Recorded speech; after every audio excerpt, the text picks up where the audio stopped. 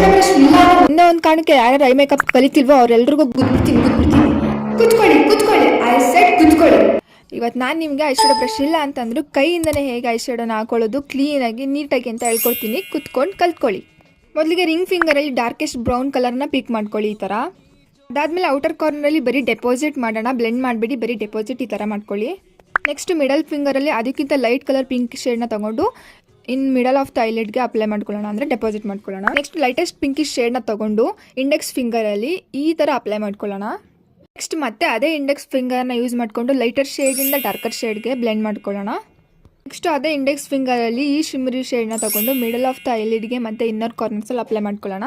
Next ಕಿರು ಬೆರಳಲ್ಲಿ ಆವಾಗಲೇ use ಮಾಡಿ ಡಾರ್ಕೆಸ್ಟ್ ಪಿಂಕ್ ಕಲರ್ನ ತೊಗೊಂಡು ಲೋವರ್ ಲೈನ್ ಹತ್ರ ಈ ಥರ ಅಪ್ಲೈ ಮಾಡ್ಕೊಳ್ಳೋಣ.